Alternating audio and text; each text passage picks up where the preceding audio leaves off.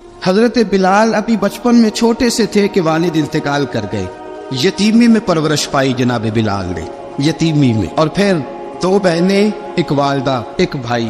حضرت بلال حبشی کا یہ خاندان مکے میں بکتا بکاتا کسی طرح عبداللہ بن جدعان کے پاس پہنچ گیا. بڑا پکا کافر تھا، بڑا پکا. ذرا اسلام کی روشنی چمکی نہ تھوڑی سی. حضرت ابوبکر صدیق رضی اللہ تعالیٰ عنہ اس رستے سے گزرتے تھے. اس رستے میں حضرت بلال کام کاج کیا کرتے تھے، بڑے محنت، بڑے جفا کش، بڑے ہمت والے. حضرت صدیق اکبر نے ایک دن روک کے کہا، بلال کب تک تو اتنے خداؤں کو پوجتا رہے گا، کب تک تو اتنے خداؤں کو پوجے گا، جگہ جگہ ماتھا ٹیکے گا، یہ تجھے کبھی غلامی سے آزاد نہیں کریں گے.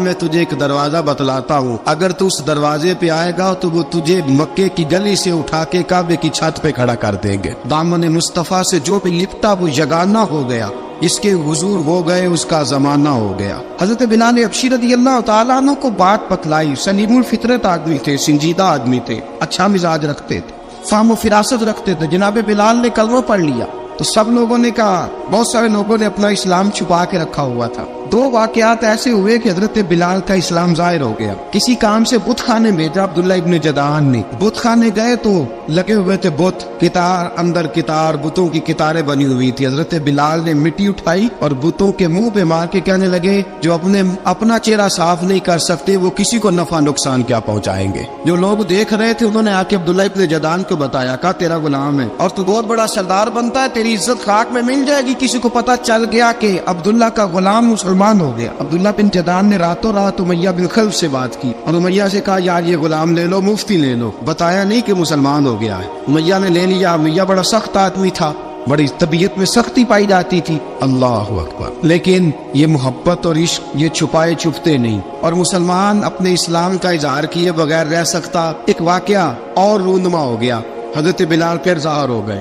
ہوا کیا، حضرت عمار بن یاسر رضی اللہ تعالیٰ عنہ، مکے کے سارے کافر کٹھے ہو کے غریب آدمی کو مار رہے ہیں. غریب آدمی کو جب اندر انسان کے چور ہوتا ہے تو بڑا سے بڑا آدمی بھی بزدل ہو جاتا ہے. جب اندر چور بیٹھ جائے نا تو بڑے سے بڑا آدمی بزدل ہو جاتا ہے، اور جب اندر صفائی ہو تو غریب سے غریب آدمی بھی بہادر ہو جاتا ہے. حق پہ ہونا چاہیے، سچا ہونا چاہیے. حضرت عمار بن یاسر رضی اللہ، ایک غریب آدمی، مکے کے سارے سردار مکے کے چوک میں کٹھے اور ایک دیوار کے ساتھ کھڑا کیا ہوا ہے. حضرت عمار بن یاسر کو کوڑے مار رہے، زور زور سے کوڑے حضرت عمار بن یاسر رضی اللہ تعالیٰ عنہ کے بدن پہ لگتے ہیں. وجود لہو لعان ہے. حضرت عمار بن یاسر کو پتا تھا کہ بلال بھی مسلمان ہو، لیکن ان کا خیال تھا کہ یہ کسی کو بتلائے نہ تو ہی بہتر ہے. امیہ بن خلف آیا، سخت دھوپ تھی، جب کوڑے مار مار کے تھک گیا نا، ابو جال نے بھی مارا، ابو لہب نے بھی مارا، ابو سفیان نے بھی مارا، ابو البختری نے بھی مارا، اخنس بن شریک نے بھی مارا. امیہ بن خلف کی باری آئی تو تھک گیا نا مار مار کے. اسے پتا تھا کہ بلال بڑا سخت آدمی ہے، جو کام بھی کہو بلال کر دیتا ہے. امیہ نے کہا بلال سے، کہا بلال ادھر آ. حضرت بلال گئے، کہا یہ کوڑا پکڑو اور اس کو مار. جناب بلال نے کوڑے کی طرف دیکھا، پھر حضرت عمار کی طرف دیکھا. جناب عمار نہ دیوار سے ذرا آگے ہوئے، تھوڑے سے کانپتی ٹانگوں کے ساتھ تھوڑے آگے ہوئے، اور حضرت بلال کے کان میں کہنے لگے، یار 2-4 کوڑے مار لے، میرا کیا ہے، مجھے تو مار پاڑی رہی ہے نا، چل تو نہ اب اظہار نہ کر بیٹھنا، 2-4 کوڑے مار لے. حضرت سیدنا بلال حبشی نے نظر اٹھائی. جب پتا ہونا کہ سامنے آگ ہے اس میں کودنا بڑا مشکل کام ہے. جب پتا ہو نا سامنے دریا ہے اس میں چھلانگ لگانا بڑا مشکل ہے. موت نظر آ رہی ہو تو اس طرف قدم اٹھتے نہیں. حضرت بلال کو پتا تھا یہ سارے کٹھے ہیں اور مجھے بھی ماریں گے. کوڑا دیا ہے اور اسلام اجازت دیتا ہے رخصت کی. آپ کی گن پٹی پہ کسی شخص نے پسٹل رکھ دیا اور اس نے کہا کہو کہ میں کافر ہوں تو اجازت ہے، کہہ دو، جان بچاؤ. اسلام اجازت دیتا ہے. لیکن سیدنا بلال، حضرت بلال رضی اللہ تعالیٰ عنہ، حضرت بلال حبشی رضی اللہ تعالیٰ عنہ نے حضرت عمار بن یاسر نے کہا، یار تو 2-4 کوڑے مار لے لیکن اپنا آپ بچا.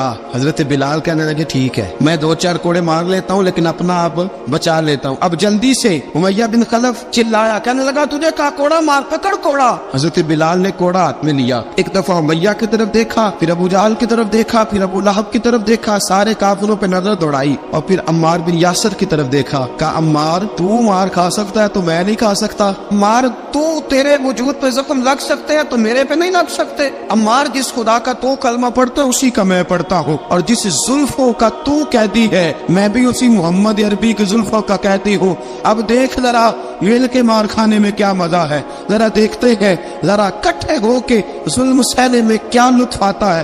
حضرت سیدنا بلال حبشی نے زور زور سے کوڑا گھمایا, اعلان بغاوت ہونے لگا ہے, بلال آنے لگے ہیں میدان عمل میں. جناب بلال نے زور زور سے کوڑا گھمایا اور گھما کے دور پھینکا, اور امیہ کی طرف دیکھ کے کہنے لگے یہ عمار اکیلا نہیں, اسے تنہا نہ سمجھنا, یہ اکیلا مار نہیں کھائے گا. اشہد ان لا الہ الا اللہ واشہد ان محمدن عبدہ ورسولہ.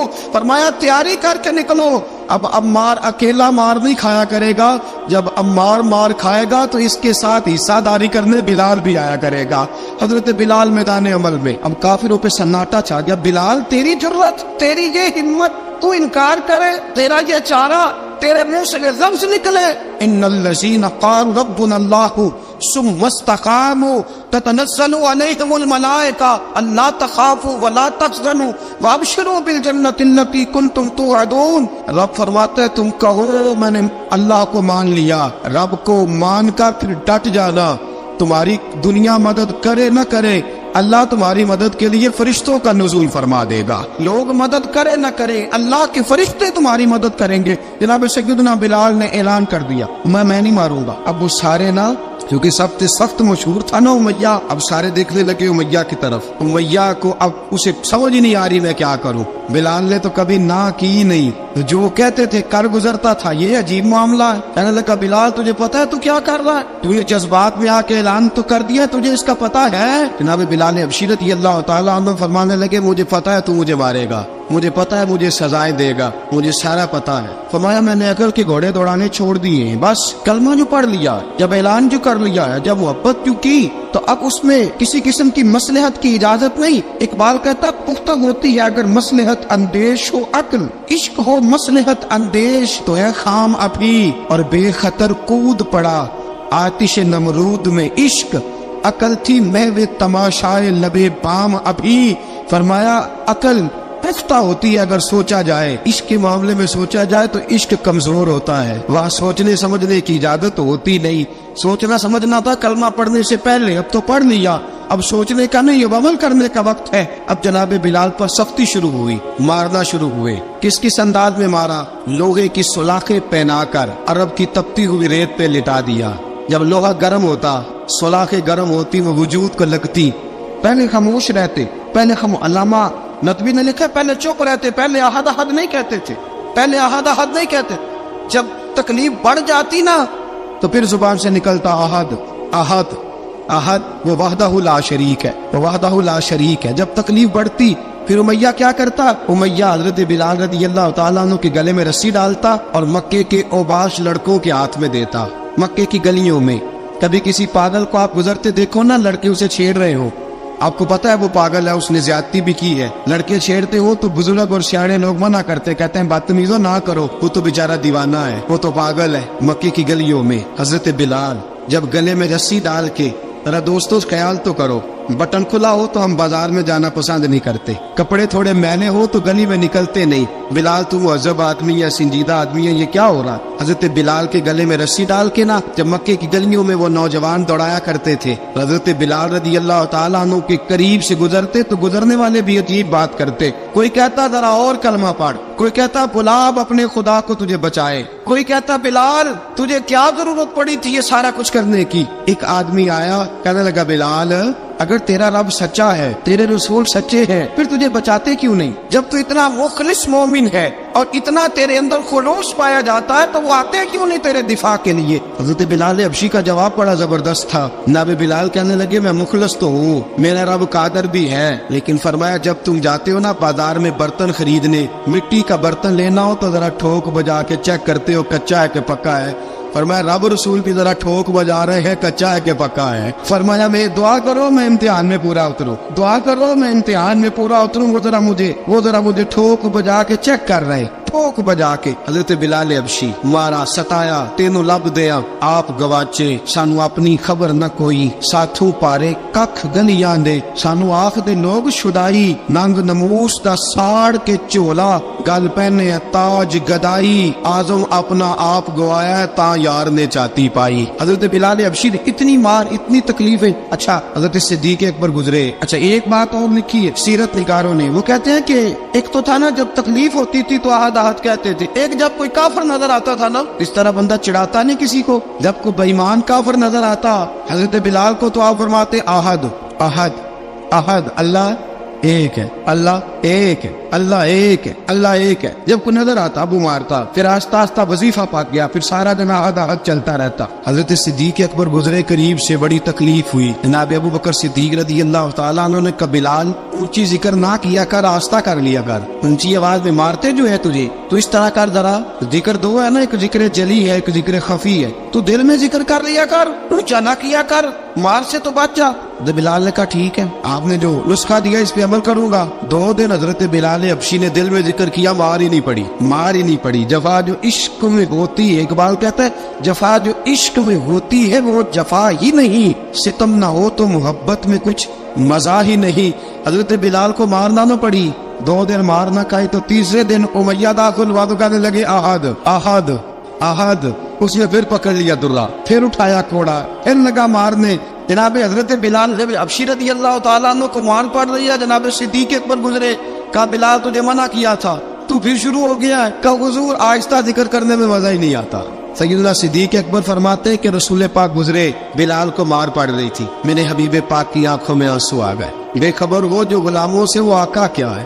حضور کی آنکھوں میں آنسو. حضور نے دعا فرمائی, کہ یا اللہ میرے بلال کو نجات دے دے, یا اللہ میرے بلال کو نجات دے دے. رسول پاک یہ کہہ کہ گزر گئے. ایک کونے میں, حرم شریف کے کونے میں بیٹھ کے رسول پاک رو رہے ہیں. جناب صدیق اکبر نے کہا حضور کیا ہوا؟ فرمایا ابو بکر سوچ رہا ہوں خدا اگر مجھے پیسے دے تو میں بلال کو خرید لوں, ادھر رب پیسے دے تو خرید لوں, سوچ رہا ہوں. جناب ابو بکر صدیق گھر گئے, گھر جا کے حضرت عباس کو بھیجا, کہا امیہ میرا مخالف ہے, مجھ سے وہ بات نہیں کرے گا, آپ جائیے, آپ جا کے کہیے بلال کو بیچ ڈالے. حضرت عباس نے جا کے کہا بلال کو بیچ دو. کہنے لگا میری قیمت بہت زیادہ ہے, 50 دینار کا میں نے خریدا ہے, اور میں منافع لے کے بیچوں گا. حضرت عباس نے آ کے جناب صدیق اکبر کو بتایا, تو ابو بکر صدیق فرمانے لگے چل مجھے ساتھ ہی لے جا, دیکھ لیتے. پہنچے, جب ابو بکر صدیق کو آتے دیکھا نا تو چڑ گیا. کہنے لگا ابو بکر اگر تو بلال کو خریدنا چاہے تو وہ جو تیرے پاس رومی غلام ہے وہ مجھے دینا پڑے گا, 2 لونڈیاں اس کے ساتھ دینی پڑیں گی, اور یہ 50 دینار کا ہے, میں تجھ سے 2000 دینار لوں گا. 50 دینار کا ہے, 2000 دینار لوں گا. حضرت صدیق اکبر رضی اللہ تعالیٰ عنہ نے فرمایا مجھے منظور ہے. تو ابو بکر صدیق نے وہ تینوں غیر مسلم غلام لیے, 2000 دینار لیے. حضرت عباس نے بھی کلمہ نہیں پڑھا تھا. کہنے لگے ابو بکر تو کامیاب تاجر ہے, کیا کرنے لگے ہو؟ حضرت ابو بکر صدیق کہنے لگے آپ نے بھی کلمہ نہیں پڑھا, آپ کو اس سودے کا پتہ نہیں, آپ ابھی اس لذت آشنائی سے واقف نہیں, آپ نے بھی یہ ذائقہ چکھا نہیں, آپ ابھی اس راہ سے گزرے نہیں, آپ کو پتہ نہیں یہ بھی ایک ذائقہ ہے, یہ بھی ایک سودا ہے, یہ بھی ایک لذت ہے, یہ بھی ایک گہرائی ہے, یہ بھی ایک مزہ ہے, اس کا بھی آپ کو علم نہیں, آپ نے کلمہ نہیں نہ پڑھا. محبت کو سمجھنا ہے تو نہ سے خود محبت کر, کنارے سے کبھی اندازہ طوفان نہیں ہوتا. فرمایا ابھی تو راہ گزر میں ہے, کہتے مقام سے گزر, ابھی ذرا آگے چلیں گے نا, جب آپ کلمہ پڑھیں گے تو آپ کو پتہ چلے گا. حضرت سیدنا بلال حبشی کو لینے کے لیے صدیق اکبر پہنچے, 2000 دینار, 3 غلام پڑھے لکھے سیانے سمجھدار. جب دیے نا تو امیہ کھل کھلا کے ہنسا, کہنے لگا ابو بکر بڑے گھاٹے کا سودا کیا تو نے, ابو بکر تو نے بڑے گھاٹے کا سودا کیا ہے. یہ پڑھا لکھا مجھے دے کے جا رہا ہے, اور یہ ان پڑھ تو لے کے جا رہا ہے. یہ خوبصورت رومی غلام دے کے جا رہا ہے, اور یہ حبشی کالے رنگ کا تو لے کے جا رہا ہے, اور 50 دینار کا غلام 2000 دینار میں تو لے کے جا رہا ہے. تو اتنے گھاٹے کا سودا, اتنی بڑی نادانی. حضرت جناب سیدنا صدیق اکبر رضی اللہ تعالیٰ کہنے لگے امیہ تو کافر ہے, لیکن تو نے ابھی بھی پیسے تھوڑے مانگے ہیں, تو نے بلال کا رنگ دیکھا ہے, میں نے مصطفیٰ کے عشق کا رنگ دیکھا ہے. فرمایا تو ابھی اس کے رنگ میں الجھا ہوا ہے, اور میں جو اس کے باطن کا حسن ہے وہاں تک پہنچ گیا ہوں. حضرت سیدنا بلال حبشی رضی اللہ تعالیٰ عنہ ساتھ کھڑے. ابو بکر صدیق رضی اللہ تعالیٰ عنہ نے ارشاد فرمایا اگر میں یمن کا حکمران ہوتا, یمن کا بادشاہ ہوتا, اور تو مجھے کہتا کہ بلال میں تب دوں گا جب تو مجھے یمن کی حکمرانی دے گا. فرمایا میں تجھے یمن کی حکمرانی بھی دے دیتا, لیکن بلال کو ضرور خرید کے لے جاتا. حضرت سیدنا ابو بکر صدیق فرماتے جب میں بلال کو لینے گیا تو حال پتہ کیا تھا؟ فرماتے کہ ٹانگیں اوپر کر کے نا, جس طرح آدمی رکوع میں بیٹھتا ہے اس طرح کر کے نا ٹانگیں, اور سر پھر زمین کو لگا کے اس طرح سجدے میں آپ جاتے ہیں, لیکن بالکل ٹانگوں کے ساتھ سر رکھ کے. فرماتے 4 بھاری चक्कियां, रेत पे हजरत बिलाल थे, उनके ऊपर चक्कियां रखी हुई थी और फरमाते हजरत बिलाल थोड़ी थोड़ी हरकत करते थे तो वो चक्कियां जिस्म के साथ लगती थी ना, पार्ट उनके, फरमाते जख्म बन गए थे, खून निकलता था। फरमाते मैंने वहां से जाके हजरत बिलाल को निकाला, पैसे दिए, लेके आया तो जनाब बिलाल कहने लगे जल्दी जल्दी चलो हुजूर के पास। तो जनाब सैयदना बिलाल हबशी रज़ी अल्लाह तआला अन्हु के जवाब में हजरत अबू बकर सिद्दीक कहने लगे बिलाल जल्दी ना कर, जब मैं आया था तो हुजूर तेरे लिए आंसू बहा रहे थे, अगर तुझे इस हालत में जख्मी देखेंगे तो मेरे मुस्तफा को और ज्यादा रोना पड़ेगा, तू मेरे साथ घर चल, मैं तुझे कपड़े पहनाता हूँ, मैं तेरे जख्मों पे पट्टी करता हूँ। हजरत अबू बकर सिद्दीक मिजाज शनासाए नबुव्वत थे ना, और मैं चल मेरे साथ में जरा तेरी मरहम पट्टी कर लूं, मैं